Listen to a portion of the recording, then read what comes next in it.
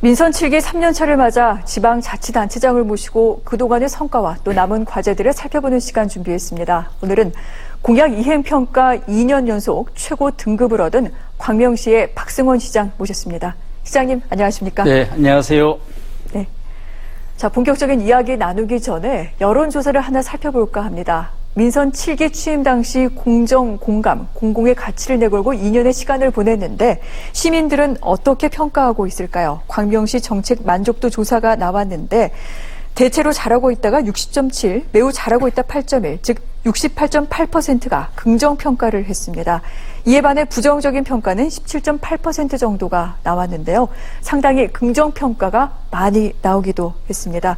이뿐만이 아니고요. 코로나19 대응 수준에 대해서는 91.4%의 시민이 긍정적으로 평가를 했습니다. 소통 부분은 61.2%, 또 구로 차량기지 광명 이전 반대를 하는 시민들이 61.7%를 차지하는 것으로 나타났습니다. 자, 이 같은 여론조사 광명시의 의뢰로 오피니언 라이브에서 조사했고요. 지난 6월 18일부터 20일까지 진행됐습니다. 응답률 14.5%, 표본오차 플러스 마이너스 3.1%포인트에 95% 신뢰 수준입니다. 자세한 내용은 광명시 홈페이지를 보시면 됩니다.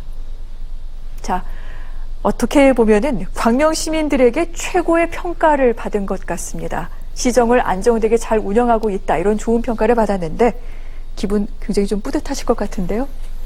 네, 시민들이 긍정적으로 평가지어서 기분 좋습니다. 한편으로는 네. 더 어깨에 책임감이 커져서요. 부담이 좀 많이 됩니다. 뿌듯한 네. 반면 또 그만큼 잘하라, 이런 네. 숙제를 내주는 것이기도 하다. 네. 이렇게 보시는데 하나 더 좀 구체적으로 여쭤보도록 하겠습니다.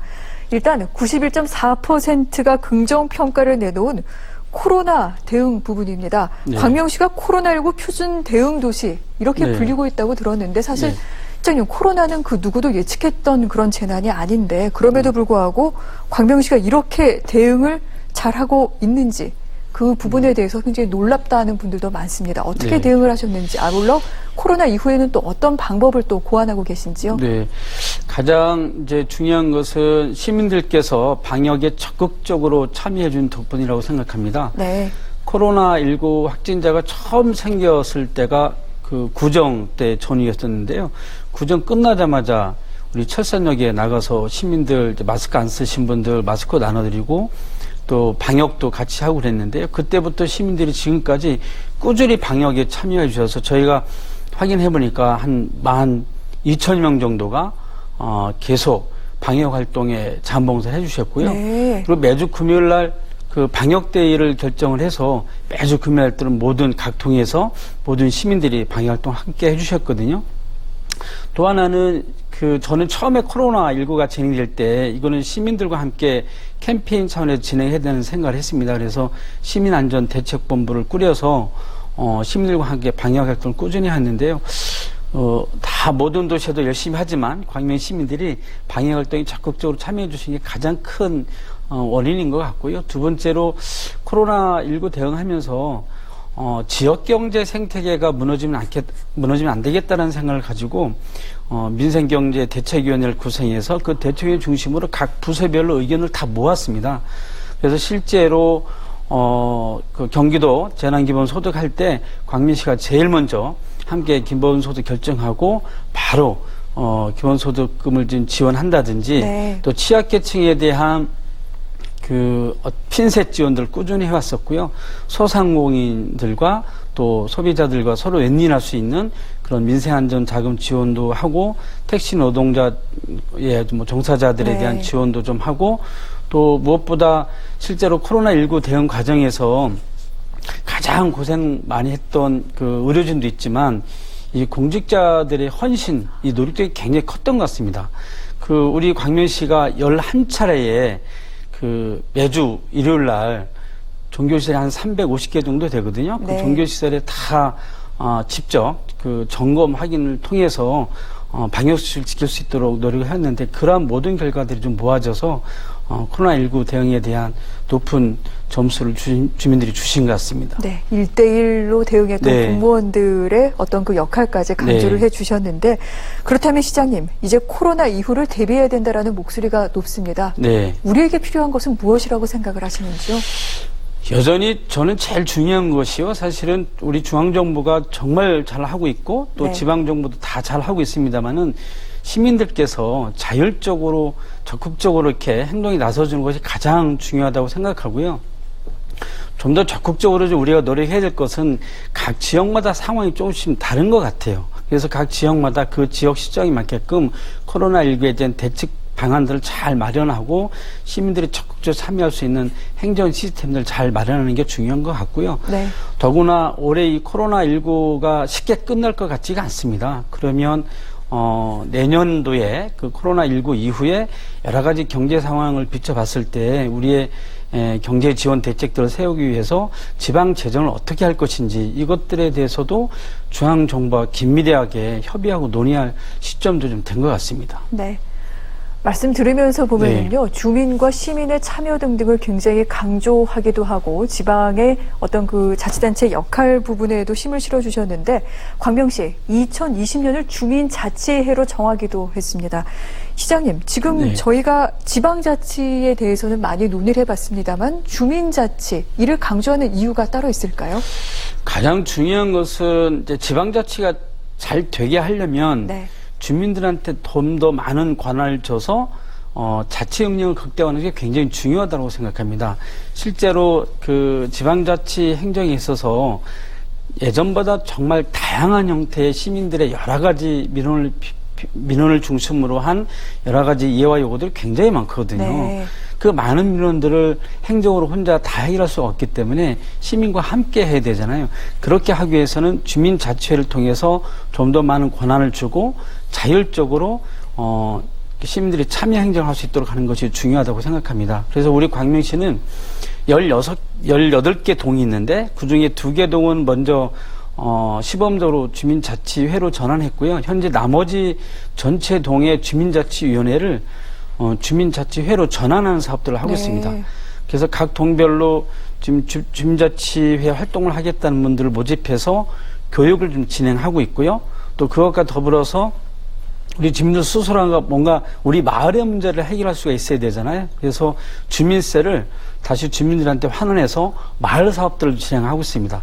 그래서 3차례 이상 주민들이 모여서 토론하고 합의된 내용들을 네. 다시 주민들이 쓸 수 있도록 하는 그런 주민세 환원 사업들을 좀 진행하고 있는데요.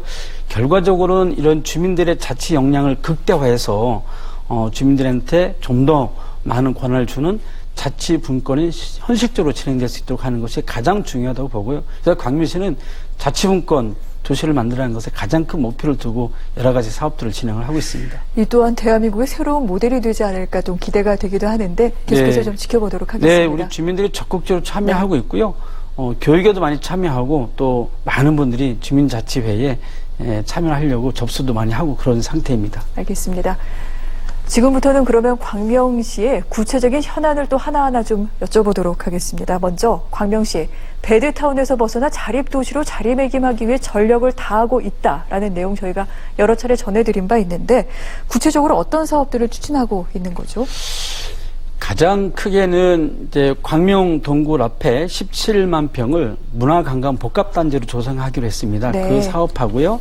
또 시흥 광명 시흥 테크노밸리 사업 74만 평 사업이 좀 진행되고 있는데 그 2가지 사업을 가장 중점적으로 열심히 추진하고 있습니다. 실제로 광명시가 1981년도에 시 개청된 이래 배드타운 도시 이미지를 아직까지 벗어나지 못하고 있고요. 우리 지역에는 기아 자동차 외에는 이제 큰 기업들이 없거든요. 네. 근데 17만 평의 문화관광 복합단지는 광명동굴에 연 한 100만 명 이상이 찾아오거든요. 근데 잠시 왔다가 바로 떠나기 때문에 이제 체류형 관광도시를 만들어가는 것이 필요하겠다. 그래야지만이 거기에 지역 경제도 활성화되고 일자리도 만들어질 수 있겠다라는 판단 속에서 문화관광 복합단지 조성 사업들을 진행하는데 거기에 자연주의 테마파크로 조성하고 있기 때문에 아마 수도권 서부 지역의 가장 중심적인 힐링, 네. 쉼터로서의 관광도시가 될 것 같고요.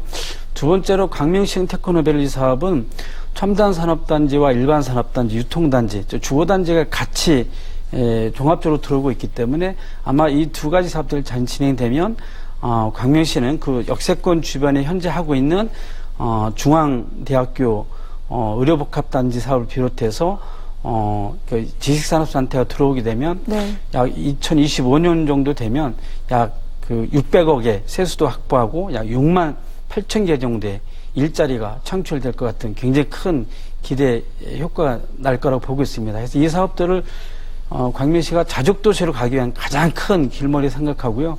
전 직원들이 열심히 경기도와 함께 추진하고 있습니다. 네, 굉장히 굵직한 사업들을 이제 말씀을 해주셨는데요. 이 가운데 광명시흥 테크노밸리에 대해서 좀 궁금한 점이 있습니다. 네. 광명형 그린 뉴딜과 관련이 있다. 이런 네. 얘기를 굉장히 많이 들었는데 네. 어떤 뜻입니까?